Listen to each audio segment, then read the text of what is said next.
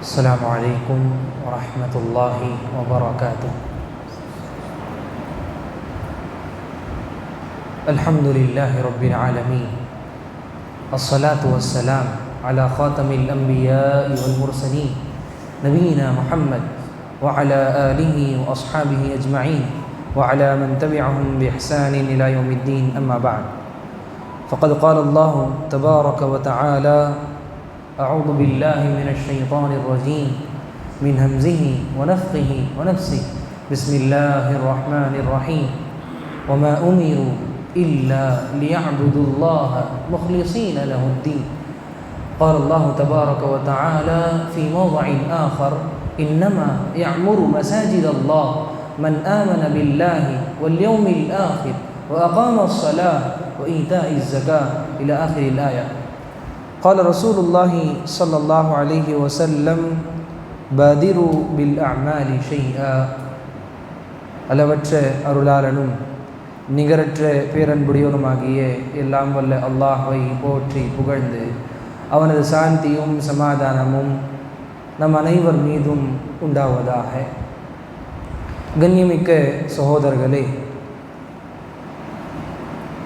அல்லாஹ் சுப்ஹானஹு வ தஆலா அவனுடைய பள்ளிவாசலிலே நமக்கு ஒன்று கூடி வைத்திருக்கின்றான். இந்த ஒன்று கூடலை அல்லாஹ் அங்கீகரிப்பானாக, கபூல் செய்வானாக. இந்த அமர்வில் கேட்கக்கூடிய விஷயங்களின் அடிப்படையில் அமல் செய்யக்கூடிய பாக்கியம் அல்லாஹ் நம் அனைவருக்கும் தருவானாக. அமல் செய்ய வேண்டும் என்ற எண்ணத்தோடு கேட்கக்கூடிய பாக்கியத்தை தருவானாக. எத்தனையோ உரைகளை நாம் கேட்கின்றோம் அல்லவா? எத்தனையோ பயான் நிகழ்ச்சிகளில் அமருகின்றோம், உட்காருகின்றோம். ஆனால் அல்லாஹ் 2 காதுகளை கொடுத்திருக்கின்றான் என்பதற்காக ஒரு காதிலே கேட்டு இன்னொரு காதிலே விட்டு விடுகின்றோம். இப்படி இருக்கக்கூடாது. குர்ஆன் சொல்லுகிறது: வதக்கிர் ஃபஇன்ன ذிக்ரா தன்ஃபஉல் முஃமினீன். ரிமைண்ட் செய்யுங்க, நினைவூட்டுங்க, உபதேசம் செய்யுங்க. இந்த நினைவூட்டல்கள், இந்த ரிமைண்ட், இந்த உபதேசங்கள் எல்லாம் யாருக்கு பலன் தெரியுமா? யாருக்கு பயன் தரும் தெரியுமா? முனாஃபிக்குகளுக்கு கிடையாது, முஷ்ரிக்கீன்களுக்கு கிடையாது, காஃபிர்களுக்கு கிடையாது, இறை நிராகரிப்பாளர்களுக்கு கிடையாது. அல்லாஹ் தேர்ந்தெடுத்திருக்கக்கூடிய வார்த்தை குர்ஆனிலே இடம் பெற்றுள்ளது. முஃமினீன், தன்ஃபஉல் முஃமினீன், ஈமான்தாரிகளுக்கு, மோமின்களுக்கு. இந்த பயான் நமக்கு எஃபெக்ட் ஆகிறது என்றால் நாம் மோமினாக இருக்கின்றோம் என்று அர்த்தம். நாம் மோமினாக இருக்கின்றோம் என்றால் இந்த பயான் எல்லாம் நமக்கு எஃபெக்ட் ஆகும். இந்த தர்பியா நிகழ்ச்சிகள் எல்லாம் நம்முடைய வாழ்க்கையில் தாக்கத்தை ஏற்படுத்தும். நாம் முஃமின்கள் இல்லை, ஈமானினுடைய பலவீனமான ஸ்டேஜில் இருக்கிறோம் அப்படின்னா எவ்வளவு பயான் கேட்டாலும், எவ்வளவு தர்பியால உட்கார்ந்தாலும் பயான் அளிக்காது. ஆக ஈமானை வளர்த்து கொள்ள வேண்டும், ஈமானை பலப்படுத்த வேண்டும். அல்லாஹ்வுடைய தூதர் ஸல்லல்லாஹு அலைஹி வஸல்லம் அவர்கள் சொன்னார்கள், உங்களில் சிறந்தவர் யார் தெரியுமா?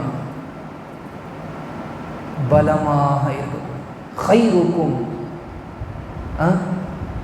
أحب إلى الله من المؤمن الضعيف.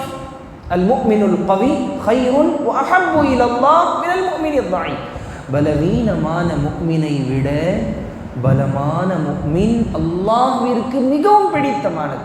இந்த இடத்தில் ஹபீப் என்ற வார்த்தை வரல, அஹப், மிக அதிகமாக அல்லாஹ்விற்கு பிடித்தமான ஒரு அடியான் என்றால் யார் தெரியுமா?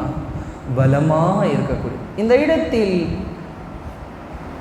உலமாக்கள் 2 விஷயங்களை சொல்லுகிறார்கள். ஒன்று, நாம் நினைப்பதை போல மேலோட்டமான அர்த்தம். இந்த ஹதீஸினுடைய மேலோட்டமான அர்த்தம் என்ன? உடல் ஆரோக்கியமாக வைப்பது, உடல் பலமாக இருப்பது, சக்தியாக இருப்பது, நோய் இல்லாமல் இருப்பது, இன்னொன்று மிக முக்கியமான ஒரு அர்த்தம் என்ன தெரியுமா? ஈமானிலே பலமாக இருப்பது. எவ்வளவு சோதனைகள் வந்தாலும் தடுமாறாமல் இருப்பது. புரிகிறதா? இப்படிப்பட்ட ஈமானை நாம் வளர்த்துக் கொள்ள வேண்டும். இப்படிப்பட்ட ஈமான் எப்படி வளரும்? எப்படி நாம் பலமான முஸ்லிம்களாக இருக்க முடியும் என்றால், அரபியிலே குர்ஆன் ஹதீஸை வைத்து ஒரு காய்தா, ஒரு ரூல் சொல்லுவாங்க. என்ன தெரியுமா? அல் ஈமான் யஸீத் வ யன்குஸ். ஈமான் குறையும் கூடும். இது அஹ்லுஸ் சுன்னah வல் ஜமாஅவுடைய அகீதா. இது நம்முடைய அகீதா. ஈமான் சில நேரங்களிலே குறையும், சில நேரங்களிலே அதிகரிக்கும். எப்படி குறையும், எப்படி அதிகரிக்கும் என்றால், பலமான முஃமின்களாக நாம் மாற வேண்டும் அல்லவா? எப்படி நாம் பலமான முஃமின்களாக மாற முடியும்? எப்போது நம்முடைய ஈமான் அதிகரிக்கும் என்றால், அல் ஈமான் யஸீத் பித்தாஆத். ஈமான் எப்போது பலமடையும் என்றால், நாம் அல்லாஹ்விற்கு கட்டுப்பட்டு வாழ வேண்டும், அல்லாஹ்விற்கு கீழ்ப்படிய வேண்டும். அல்லாஹ் சொல்லி இருக்கக்கூடிய எல்லா காரியங்களையும் நாம் ஏற்றுக்கொள்ள வேண்டும், அதை அமல் செய்ய வேண்டும். ஈமானிலே 3 விஷயங்கள் இருக்கிறது அல்லவா? ஈமானிலே 3 விஷயங்கள் இருக்கிறது.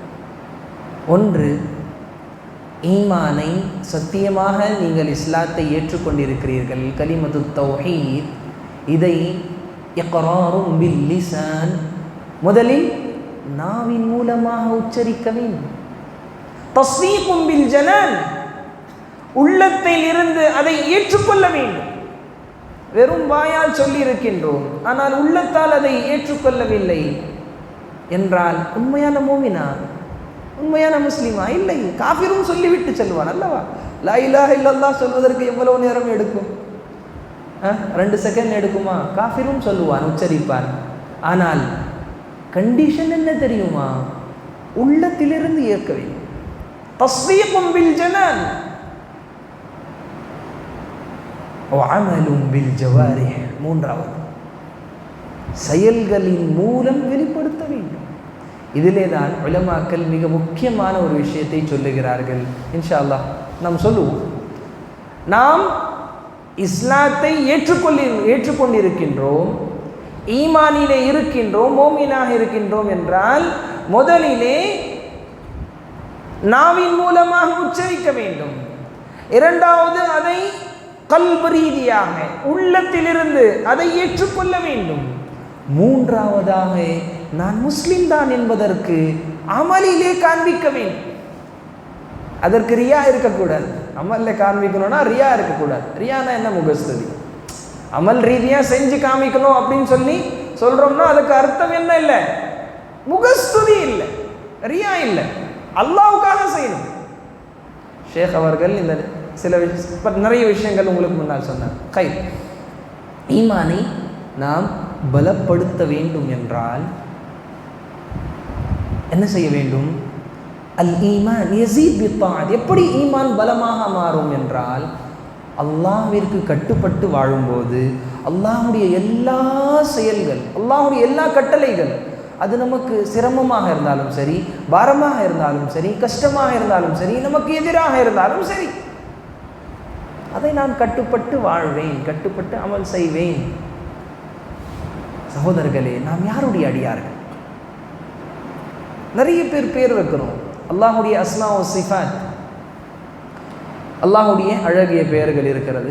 அந்த பெயர்களை வைத்து அப்து என்ற வார்த்தை சேர்த்து பேர் வைக்கும். அப்துல்லா, அப்துல் ரஹ்மான், அப்துல் பாசித்.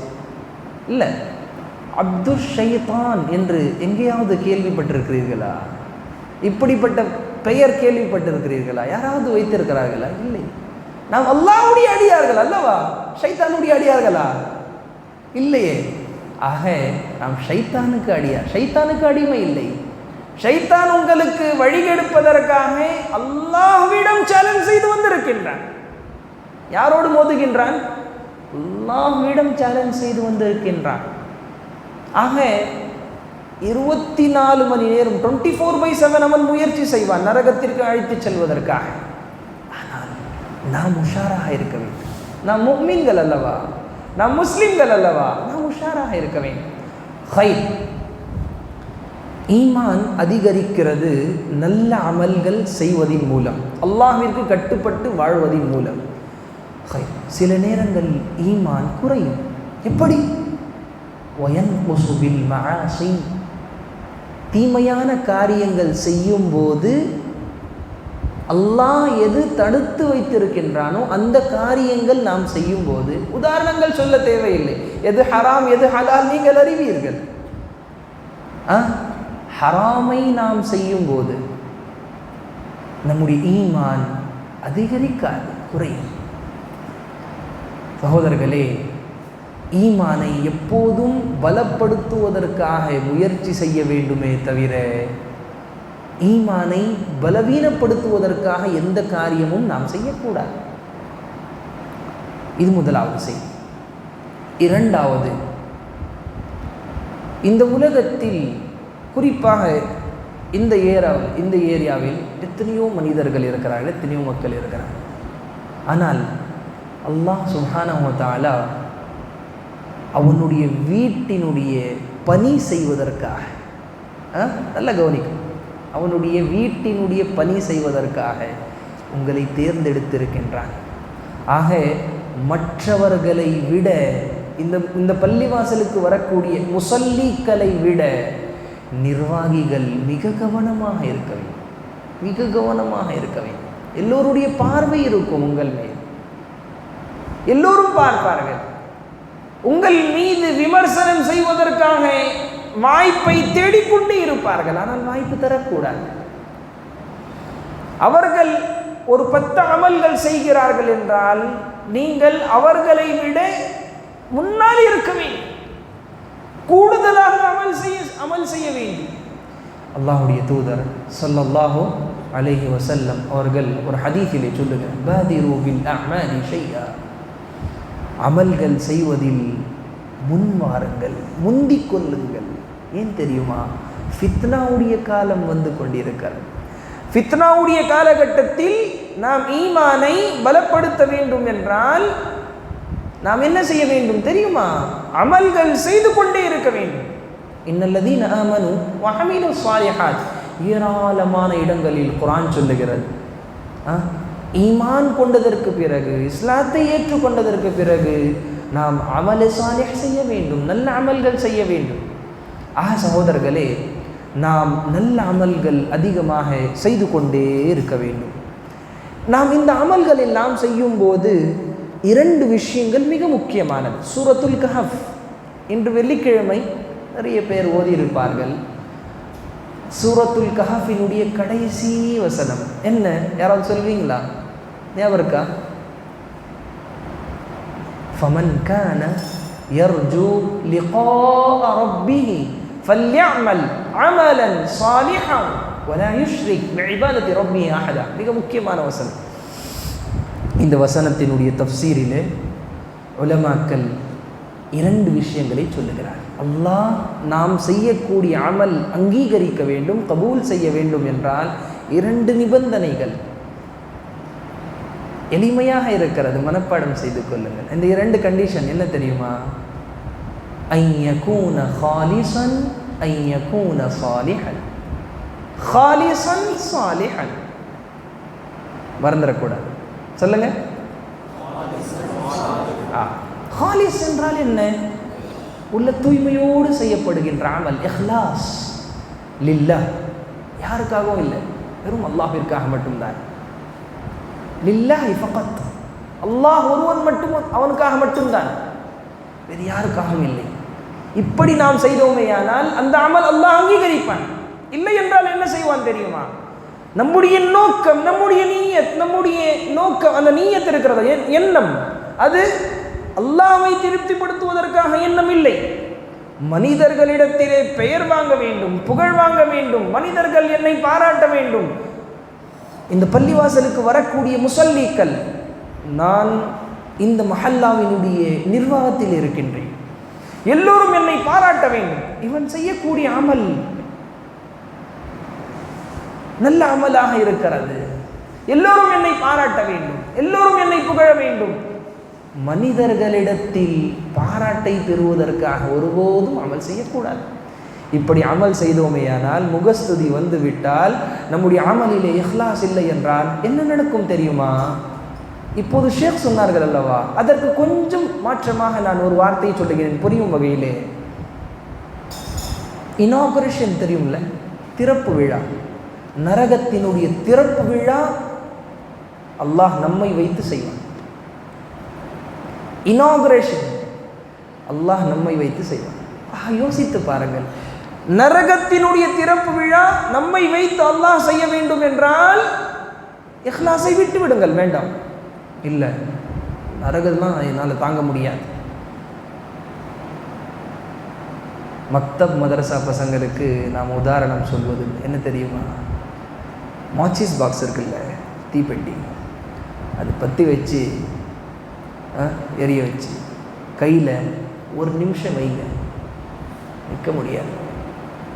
இது நார்மல் சின்ன ஒரு நெருப்புங்க.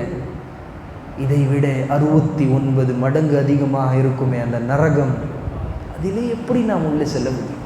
ஆக சகோதரர்களே, நம்முடைய அமலிலே இஹ்லாஸ் இல்லை என்றால் ஐயக்கூன ஹாலிசன், அதற்காகத்தான் முதல் கண்டிஷன் சொல்லப்பட்டது. இஹ்லாஸ், உள்ள தூய்மை இருக்க வேண்டும். அல்லாஹ் பொருந்தி கொண்டால் போதும், அல்லாஹ் இந்த அமல் ஏற்றுக்கொண்டால் போதும், அல்லாஹ் நான் செய்த இந்த அமலின் மூலமாக சந்தோஷப்பட்டால் போதும், இந்த அமலின் மூலம் அல்லாஹ் எனக்கு சொர்க்கம் கொடுத்தால் போதும், இந்த அமலின் மூலம் என்னுடைய பாவம் அல்லாஹ் மன்னித்து விட்டால் எனக்கு போதும், மறுமை நாளிலே என்னுடைய கேள்வி கணக்கு எளிதாக இருந்தால் எனக்கு போதுமானது, இதன் மூலமாக அல்லாஹ் எனக்கு சொர்க்கத்தினுடைய சர்டிபிகேட் கொடுக்க வேண்டும், வலது கையிலே நாளை தினம் சர்டிபிகேட் என்னால் பெற வேண்டும், அதை எனக்கு அல்லாஹ் கொடுக்க வேண்டும் என்ற நீயத் இருக்க வேண்டும். மக்கள் பாராட்ட வேண்டும் என்பதற்காக நாம் செய்தோமேயானால் அமல் செய்தும் பிரயோஜனம் இல்லை. ஒரு ஹதீஸை சொல்லுகின்றேன், கவனமாக கேள்வி. அல்லாஹ்வுடைய தூதர் ஸல்லல்லாஹு அலைஹி வஸல்லம் அவர்கள் ஒரு நேரத்திலே சொன்னார்கள், நான் அதிகமாக பயப்படுகின்றேன், நான் அதிகமாக அஞ்சுகின்றேன் ஒரு விஷயத்தை குறித்து. என்ன தெரியுமா? அஷ்ஷிர்குல் அஸ்வர். எந்த அளவிற்கு பயப்படுகின்றேன் தெரியுமா? தஜ்ஜாலுடைய ஃபித்னாவை விட அதிகமாக பயப்படுகின்றேன் என்று சொன்னார்கள். அல்லாஹு அக்பர். தஜ்ஜாலுடைய ஃபித்னா சாதாரணமான ஃபித்னாவா? சாதாரணமான குழப்பமா? இல்லை. ஒவ்வொரு தொழுகையிலும் அத்தஹியாத்தில் உட்காரும்போது, தஷஹூதில் உட்காரும்போது, அல்லாஹும்ம இன்னி அஊது பிக மின் அஸாபில் கப்ர் வ மின் ஃபித்னத்தில் மஸீஹித் தஜ்ஜால், நிறைய வார்த்தைகள் இருக்கு. அதில் ஒரு அஊது பிக மின் ஃபித்னத்தில் மஸீஹித் தஜ்ஜால் ஒவ்வொரு அத்தஹியாத்தில் தஷஹூதில் ஓதுறோம். ஏன் ஓத வேண்டும் என்று அல்லாஹ்வுடைய தூதர் நமக்கு சொன்னார்கள். தஜ்ஜாலுடைய ஃபித்னாவிலிருந்து ஏன் பாதுகாப்பு பெறுங்கள் என்று சொன்னார்கள். அவ்வளவு கொடூரமாக இருக்கும். இது வெறும் அல்லாஹ்வுடைய தூதர் மட்டும் சொன்னது கிடையாது, எல்லா நபிமார்களும் வலியுறுத்தினார்கள், எல்லா நபிமார்களும் எச்சரித்தார்கள். எந்த ஃபித்னாவிலிருந்து? தஜ்ஜாலுடைய ஃபித்னாவில். அந்த ஃபித்னாவை விட அதிகமாக நான் ஒரு விஷயத்தை குறித்து அஞ்சுகின்றேன் என்றால் அல்லாஹ்வுடைய தூதர் சொல்றாங்க. ஏதோ வாட்ஸ்அப்பில் வரக்கூடிய செய்தி அல்ல, ஃபேஸ்புக்கில் சமூக வலைத்தளங்களில் வரக்கூடிய செய்தி அல்ல, நம்முடைய உயிரினும் மேலான ரசூலுல்லாஹி ஸல்லல்லாஹு அலைஹி வஸல்லம் அவர்களுடைய நாவின் மூலம் வந்த செய்தி. பொய்யாகுமா? நான் சொன்னால் பொய்யாகும். அல்லாஹ்வுடைய தூதர் பொய் சொல்வார்களா? அல்லாஹ்வுடைய தூதர் சொல்கிறாங்க, நான் தஜ்ஜாலுடைய ஃபித்னாவை விட அதிகமாக பயப்படுகின்றேன். அது என்ன தெரியுமா?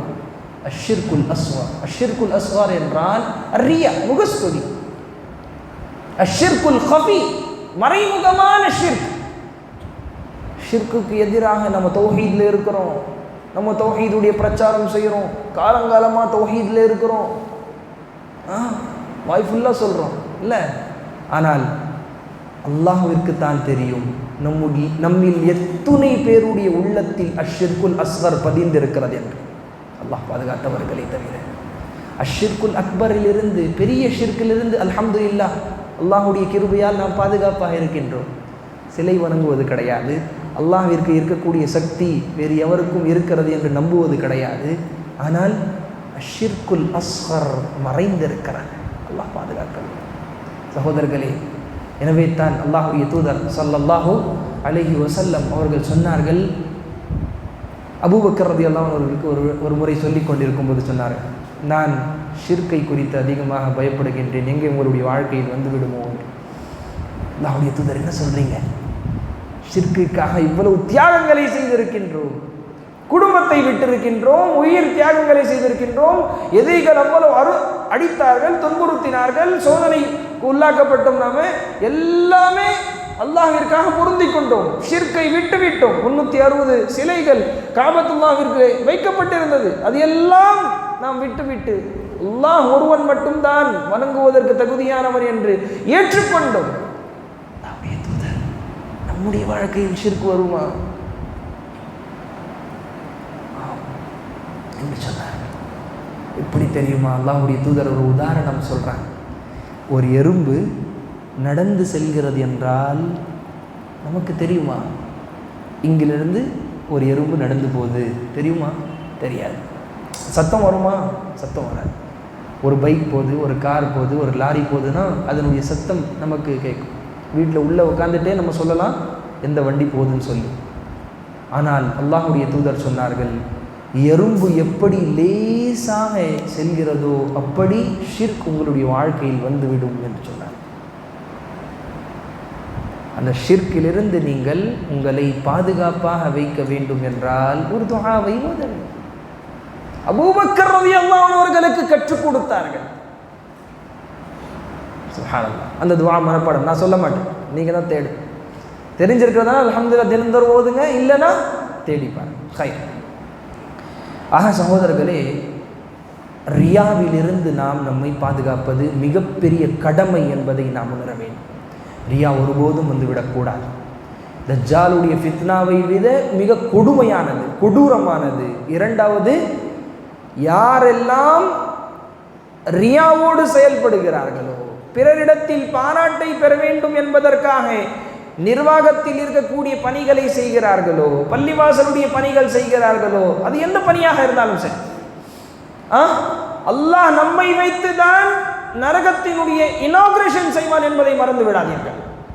அல்லாஹ் நரகத்தை நம்மை வைத்துதான் திறப்பு விழா செய்வான் என்பதை மறந்து விடாதீர்கள். ஆக சகோதரர்களை, எச்சரிக்கையாக இருக்க வேண்டும். இரண்டாவது, நீயத் மிக முக்கியமானது. நாம் எந்த நீயத்தோடு செயல்படுகின்றோம், எந்த நீயத்தோடு நாம் அமல் செய்கிறோம் என்பது மிக முக்கியமானது. இஹ்லாஸிலே அதுவும் வந்து விட்டது. சுருக்கமாக சொல்கின்றேன், நாம் செய்கின்ற அமல் அது அல்லாஹ்வை திருப்திப்படுத்துவதற்காக இருக்க வேண்டும். அல்லாஹ் என்னத்தை பார்க்கின்றான்? மக்கள் வெளி ரீதியாக வெளி தோட்டத்திலே பார்ப்பார்கள், ஆனால் கல்வை மனிதர்கள் பார்க்க மாட்டார்கள். அல்லாஹ் பார்க்கின்றான். இன்னஹு அலீமும் பிதாத்தி சுதூர். ஏராளமான இடங்களிலே வந்திருக்கிறது, இன்னல்லாஹ் அலீமும் பிதாத்தி சுதூர், அல்லாஹ் அலீமும் பிதாத்தி சுதூர் என்று ஏராளமான இடத்திலே அல்லாஹ் சொல்லுகின்றான். என்ன அர்த்தம் தெரியுமா? நீங்கள் கல்விலே என்ன சிந்திக்கிறீர்கள், என்ன யோசிக்கிறீர்கள் என்பது அல்லாஹ்விற்கு தெரியும். அல்லாஹ் படைத்த உடல் அல்லவா, அல்லாஹ்விற்கு எல்லாமே தெரியும். ஆக சகோதரர்களே, நீயத்தை சுத்தப்படுத்த வேண்டும். நான் அமல் செய்கிறேன், இந்த அமல் வாட்ஸ்அப்பில் போடணும், ஸ்டேட்டஸ் வரணும், இவ்வளோ வியூஸ் கிடைக்கணும், இவ்வளோ சப்ஸ்கிரைபர்ஸ் கிடைக்கணும், மக்கள் என்னை ஃபேமஸான மனிதராக பார்க்க வேண்டும் இருக்கக்கூடாது. ஹைர். சகோதரர்களே, அல்லாஹ் நம்மிடத்திலே ஒரு பொறுப்பை கொடுத்திருக்கின்றான். இந்த பொறுப்பு ஒரு அமானிதம். இதை நாம் கவனத்தில் கொள்ள வேண்டும். நமக்கு கிடைத்திருக்கக்கூடிய இந்த பொறுப்பு அல்லாஹ்வினால் கொடுக்கப்பட்ட பொறுப்பு. ஒரு முறை அல்லாஹ்வுடைய தூதர் ஸல்லல்லாஹு அலைஹி வஸல்லம் அவர்கள் அப்துர் ரஹ்மான் இப்னு சமுரா ரலியல்லாஹு அன்ஹு அந்த சஹாபியை பார்த்து சொல்ல, கொஞ்சம் பலவீனமாக இருந்தார்கள் பொறுப்பு விஷயத்தில். எனவே அல்லாஹ்வுடைய தூதர் அவரை பார்த்து சொன்னார்கள், யா அப்துர் ரஹ்மான் லா தஸ்அலில் இமாரா, பதவியை பொறுப்பை கேட்டு வாங்காதீர்கள், கேட்டு வாங்காதீர்கள். கொடுத்தால் பெற்றுக்கொள்ளுங்கள், ஆனால் கேட்காதீர்கள். அல்ஹம்துலில்லாஹ், நம்முடைய ஜமாத்திலும் எலெக்ஷன் வைத்து தான் தேர்வு செய்யப்படுகிறது. ஆனால் இது அல்லாஹ்வுடைய தேர்வு, இது அல்லாஹ்வுடைய செலக்ஷன். அல்லாஹ் உங்களை தேர்ந்தெடுத்திருக்கின்றான். எதற்காக? இந்த மார்க்க பணி செய்வதற்காக, பள்ளிவாசலுடைய பணி செய்வதற்காக. எனவே இதற்கு முன்பு நீங்கள் எப்படி செயல்பட்டு கொண்டிருந்தீர்களோ அதை விட பன்மடங்கு அதிகமாக வீரியமாக செயல்பட வேண்டும். ஒரு பள்ளிவாசலுடைய பொறுப்பில் 15 பேர் இருக்கிறார்கள் என்றால் 2 பேர் மும்முரமாக வீரியமாக செயல்படுகிறார்கள், மீதம் இருக்கக்கூடிய 13 பேர் அமைதியாக இருக்கிறார்கள் என்றால் இப்படி இருக்கக்கூடாது. அவங்க 2 பேர் செய்கிறாங்கல்ல, நம்ம ஏன் செய்யணும்? எல்லா பொறுப்பையும் அவங்களுக்கு ஒப்படைச்சிடலாம், அவங்க செஞ்சிடலாம். உங்களை எதுக்கு தேர்ந்தெடுத்தாங்க? ஆக சகோதரர்களே, நமக்கு கொடுக்கப்பட்ட அந்த பொறுப்பு அல்லாஹ் நிச்சயமாக மறுமை நாளிலே விசாரணை செய்வான், கேள்வி கேட்பான். உங்களுக்கு கொடுக்கப்பட்ட இந்த பொறுப்பை எவ்வளவு அமானிதமாக நீங்கள் செயல்பட்டீர்கள். பொறுப்பு வாங்கி இருக்கிறீங்கன்னா அமானிதம் என்று நினைத்து சரியாக அதை நிறைவேற்றுங்கள். இல்லை என்றால் பொறுப்பு வேண்டாம் என்று கொடுத்து விட்டு செல்லுங்கள். இது அல்லாஹ்வுடைய வீட்டினுடைய பொறுப்பு. இது அமானிதம். அமானிதத்தை பேணாதவர் யார்? அமானிதத்தை பேணாதவர் மோமினா, முஸ்லிமா, யார்? அல்லாஹ்வுடைய தூதர் ஸல்லல்லாஹு அலைஹி வஸல்லம் அவர்கள் சொன்னார்களா இல்லையா?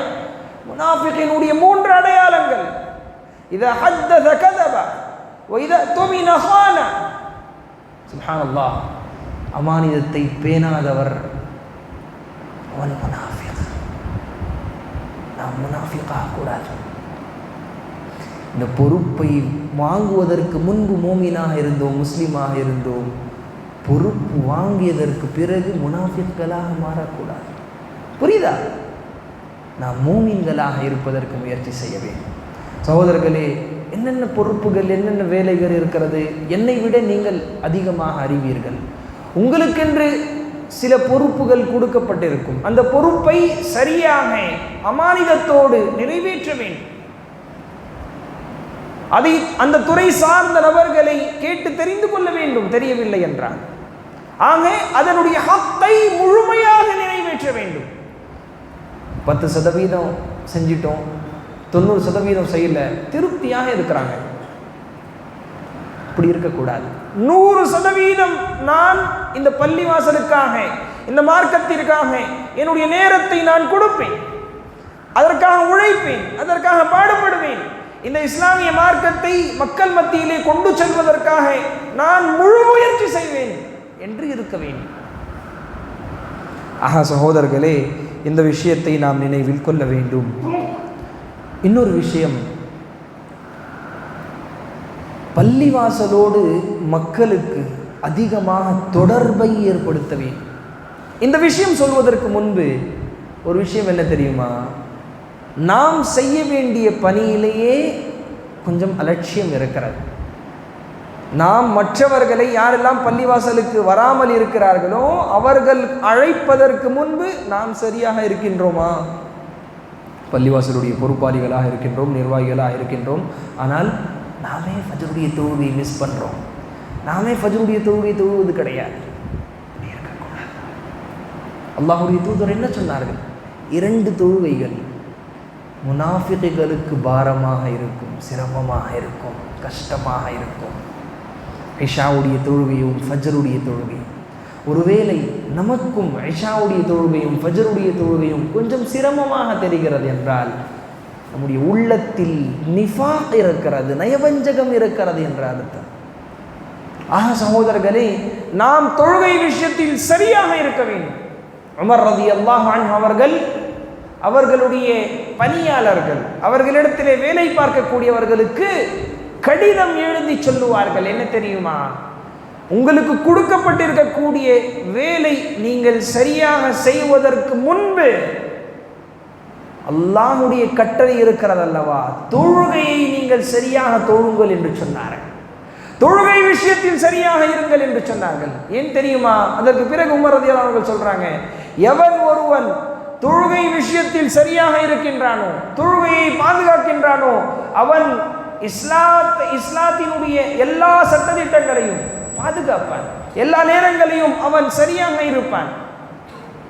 எவன் தொழுகையை பேணவில்லையோ, தொழுகையை தொழாமல் இருக்கின்றானோ, அவனுக்கு கொடுக்கப்பட்டிருக்கக்கூடிய பொறுப்பிலும் கேடு செய்வான். அல்லாஹ் அக்பர். யார் எழுதுகிற கடிதம் இது?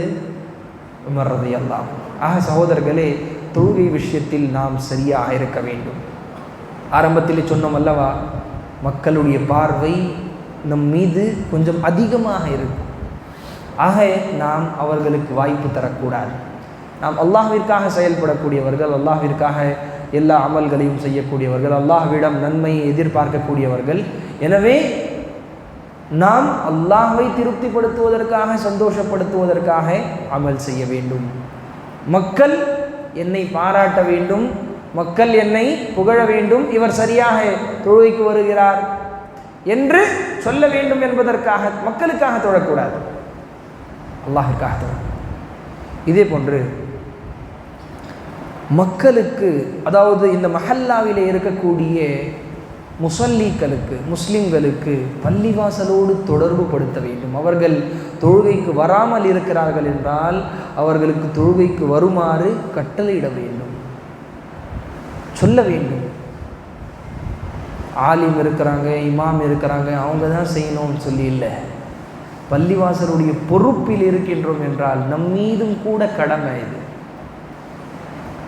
ஒரு வசனம் உங்களுக்கு முன்னால் ஓதிடும், இன்னமா யஅமுரு மசாஜித் அல்லாஹ், எவர்கள் எல்லாம் பள்ளிவாசலை கட்டுகிறார்களோ, பள்ளிவாசலுடைய கட்டுமான பணியிலே இருக்கிறார்களோ, அதே போன்று பொறுப்பிலே இருக்கிறார்களோ, மன் ஆமன பில்லாஹ், அல்லாஹ்வின் மீது ஈமான் கொள்ள வேண்டும், வ அகாமஸ் ஸலாஹ், அவர்கள் தொழுகையை நிறைவேற்றக்கூடியவர்களாக இருக்க வேண்டும். இல்லை என்றால் அவர் பொறுப்பிலே இருப்பதற்கு தகுதியற்றவர்கள், தகுதி வாய்ந்தவர்கள் கிடையாது. சகோதரர்களே, மக்களுக்கு நாம் பள்ளிவாசலோடு இணைத்து வைப்போமேயானால், தொடர்பு படுத்தி வைத்தோமேயானால் மிகப்பெரிய ஒரு சிறப்பு அல்லாஹ்வுடைய தூதர் சொன்னார்கள். மறுமை நாளில் 7 நபர்களுக்கு அல்லாஹ் எந்த ஒரு நிழலும் இல்லாத அந்த தருணத்தில் நிழலை தருவான். ஒருவர் யார் தெரியுமா? அதில் ஒருவர், 7இல் ஒருவர், வரஜுலுன் கல்புஹு முஅல்லகுன் பில் மசாஜித், எவனுடைய கல் எப்போதும் பள்ளிவாசலிலே இருக்கிறதோ அவனுக்கு அல்லாஹ் மறுமை நாளிலே இடத்தை தருவான். பள்ளிவாசலோடு தொடர்பு படுத்தி வைக்க வேண்டும். நாம் சீராக இருக்கின்றோம், நாம் நம்முடைய அகீதா சரியாக இருக்கிறது, நாம் தொழக்கூடியவர்களாக இருக்கின்றோம், நம்முடைய மன்ஹஜ், நம்முடைய அகீதா எல்லாம் சரியாக இருக்கிறது.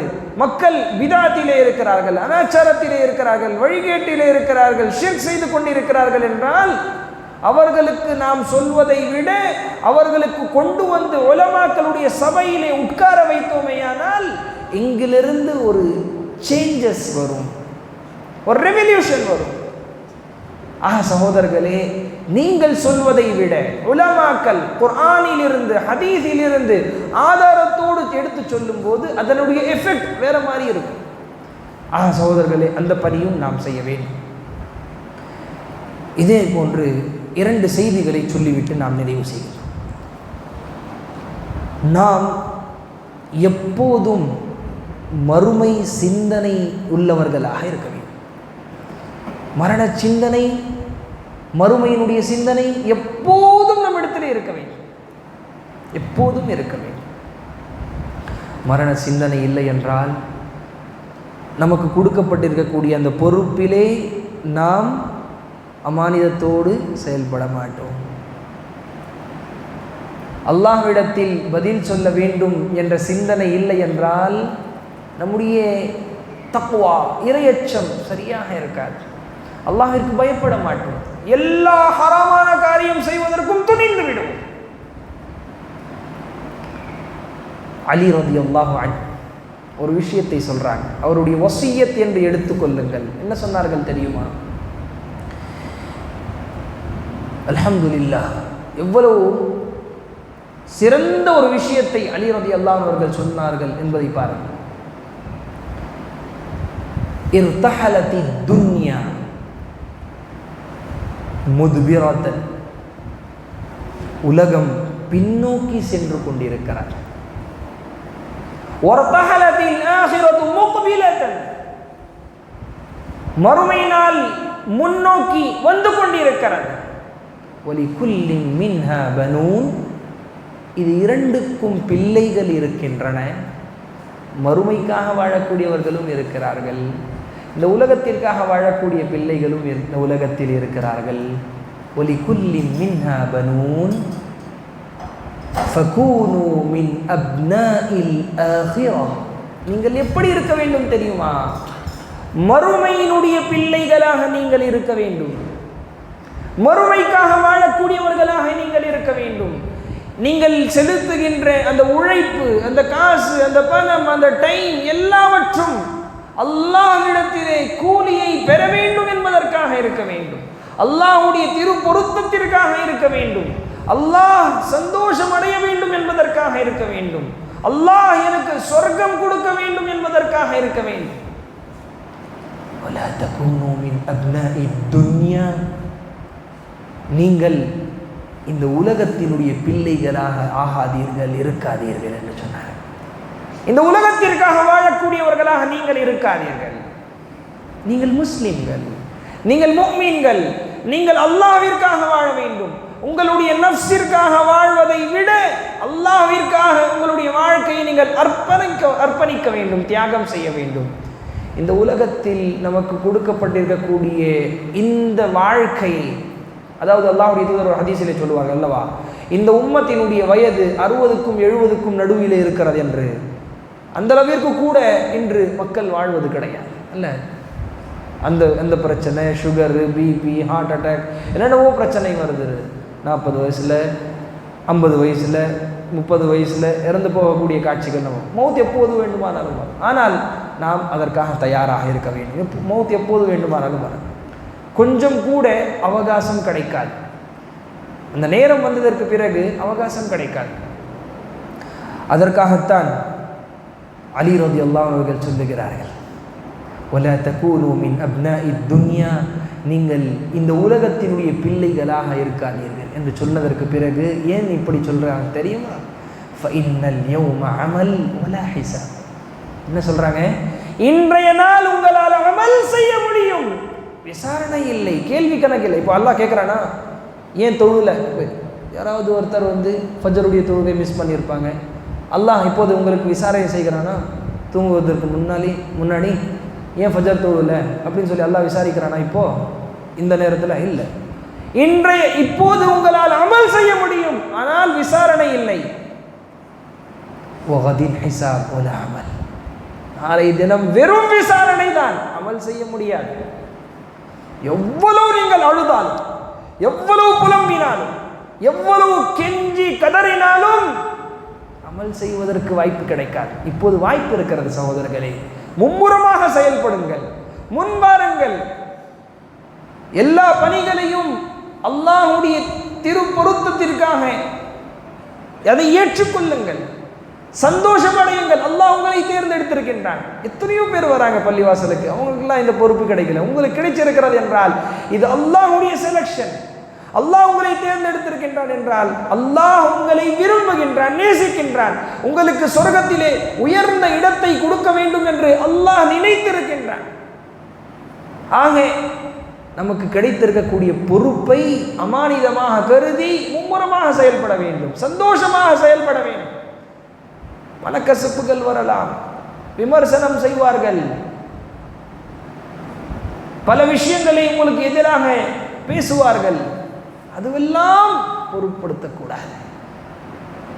நம்முடைய கோல், நம்முடைய ஃபோக்கஸ் எல்லாம் மறுமையின் பக்கம் தான் இருக்க வேண்டும், மறுமையிலே ஜெயிக்க வேண்டும் என்பது தான் இருக்க வேண்டும். ஆக வகதின் ஹிசாப் வலா அமல். அலி ரலியல்லாஹு அன்ஹு அவர்கள் சொல்றாங்க, நாளைய தினம் வெறும் விசாரணை மட்டும்தான், அமல் செய்ய முடியாது. ஒரு அமல், ஒரே ஒரு அமல் கொடுங்க, ஒரே ஒரு கூலி கொடுங்க, கெஞ்சுவார்கள், யாரும் கொடுக்க மாட்டாங்க. இந்த உலகத்தில் யாருக்காக நம்ம வாழ்ந்துட்டு இருக்கிறோமோ, நம்முடைய குடும்பத்தார்கள், நம்முடைய பிள்ளைகள், நம்முடைய மனைவிமார்கள், யாரும் நமக்கு மறுமையிலே உதவி செய்ய மாட்டார்கள், ஒத்துழைக்க மாட்டார்கள்.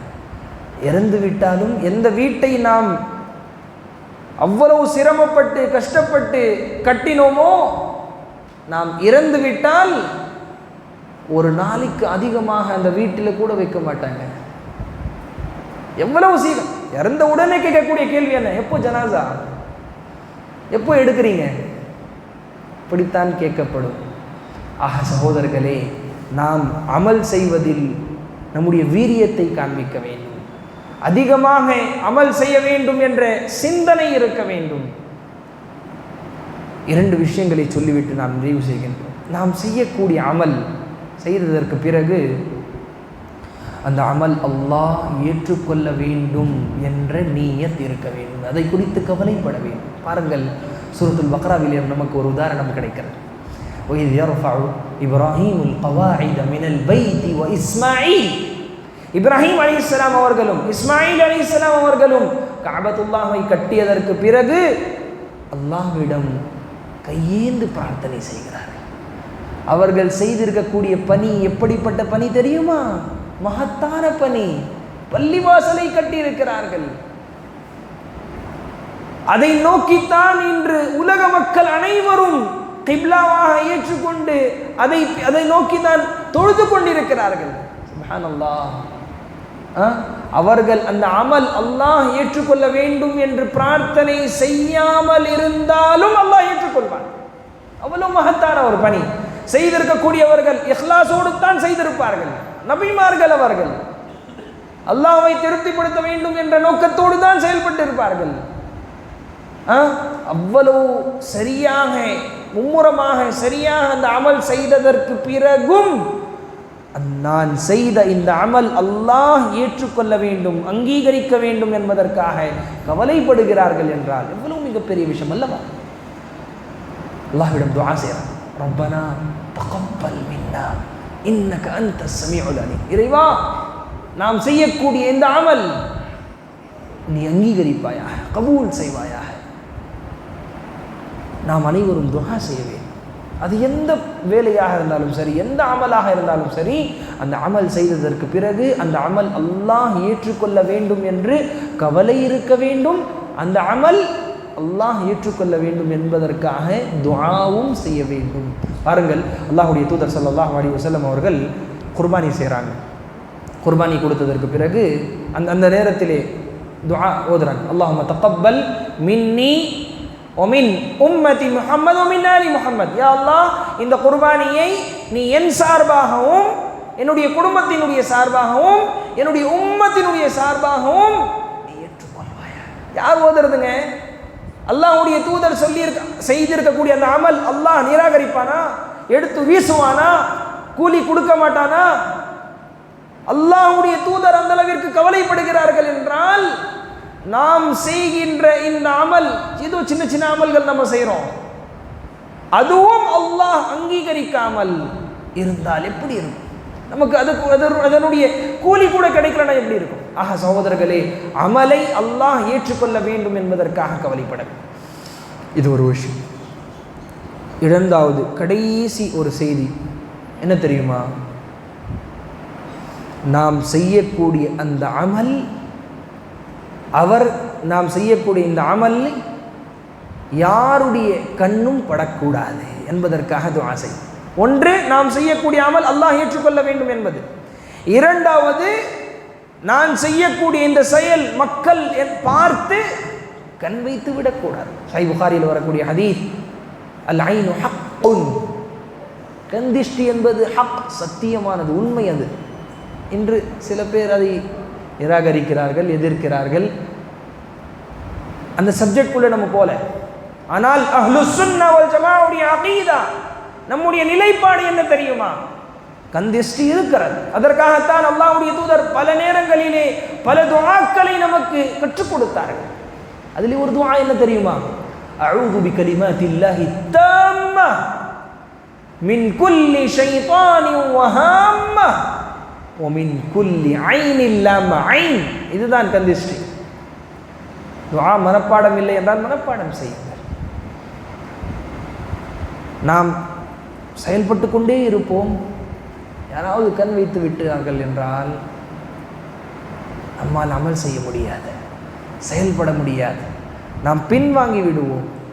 ஆக மிக முக்கியமான இந்த 2 துஆக்களை ஓதிக்கொண்டே இருக்க வேண்டும் என்று நாம் சொல்லிவிட்டு, அல்லாஹ் சுப்ஹானஹு வ தஆலா இந்த சபையிலே எதை நாம் சொன்னோமோ அதன் அடிப்படையிலே அமல் செய்யக்கூடிய நற்பாக்கியத்தை அல்லாஹ் நம் அனைவருக்கும் தந்தருள் புரிவானாக. அல்லாஹ் சுப்ஹானஹு வ தஆலா இந்த சபையிலே நாம் கேட்ட அனைத்து விஷயங்களின் மீதும் அமல் செய்வதற்கு அல்லாஹ் நமக்கு உதவி செய்வானாக, லேசாக்கி வைப்பானாக. இந்த செயல் முழுக்க முழுக்க அல்லாஹுடைய திரு பொருத்தத்தை நாடி மட்டும் செய்வதற்காக அல்லாஹ் நமக்கு அருள் செய்வானாக. இங்கு செய்யக்கூடிய எல்லா அமலும் அல்லாஹ்விடத்தில் கூலி பெறுவதற்காக செய்வதற்கு அல்லாஹ் நமக்கு அருள் புரிவானாக. அல்லாஹ் சுப்ஹானஹு வ தஆலா நம் அனைவருக்கும் கடைசி வரைக்கும் அமானிதத்தோடு இந்த பணிகள் அனைத்து பணிகளும் செய்வதற்கு அல்லாஹ் அருள் புரிவானாக. அல்லாஹ் சுப்ஹானஹு வ தஆலா கடைசி வரைக்கும் மஸ்ஜிதினுடைய பள்ளிவாசலினுடைய ஹாதிமாக அல்லாஹ் நமக்கு ஆக்குவானாக. ஹித்மத் செய்யக்கூடியவர்களாக, பணி செய்யக்கூடியவர்களாக அல்லாஹ் நம்மை ஆக்குவானாக. அல்லாஹ்வுடைய வீடு அல்லவா. அல்லாஹ் சுப்ஹானஹு வ தஆலா எப்படி இப்போது நமக்கு ஈமான் கொடுத்திருக்கின்றானோ கடைசி மரண படுக்கை வரைக்கும் ஈமானிலே உறுதியாக நிற்பதற்கு அல்லாஹ் அருள் செய்வானாக. கடைசி மரண படுக்கையில் கலிமா லா இலாஹ இல்லல்லாஹ் என்று சொல்லிவிட்டு மரணிக்கக்கூடிய நற்பாக்கியத்தை அல்லாஹ் நம் அனைவருக்கும் தருவானாக. சொர்க்கத்திலே உயர்ந்த சொர்க்கமான ஜன்னத்துல் ஃபிர்தௌஸை தந்தருள் புரிவானாக. ஜஸாக்குமுல்லாஹ் ஹைர். பள்ளிவாசலுடைய நிர்வாகிகளுக்கு, பொறுப்பாளிகளுக்கு நாம் நன்றி சொல்லிவிட்டு நிறைவு செய்கின்றோம். அல்லாஹுடைய தூதர் ஒரு ஹதீஸில் சொல்கிறாங்க, எவர்கள் மனிதர்களுக்கு நன்றி செலுத்தவில்லையோ அவர்கள் அல்லாஹ்விற்கும் நன்றி செலுத்தது கிடையாது. ஆக வாய்ப்பு கொடுத்தமைக்கு நன்றி சொல்லுகின்றோம். ஜஸாக்குமுல்லாஹ் ஹைர். அல்லாஹ் சுப்ஹானஹு வ தஆலா நம்முடைய எல்லா அமல்களையும் அங்கீகரிப்பானாக, கபூல் செய்வானாக. ஜஸாக்குமுல்லாஹ் ஹைர். அகூலு கௌலி ஹாதா அஸ்தக்ஃபிருல்லாஹ லி வ லக்கும் வ லிசாயிரில் முஸ்லிமீன் மின் குல்லி தம்பின் ஃபஸ்தக்ஃபிரு இன்னஹு வல் கஃபூருர் ரஹீம். வஸ்ஸலாமு அலைக்கும் வ ரஹ்மத்துல்லாஹி வ பரகாத்துஹு.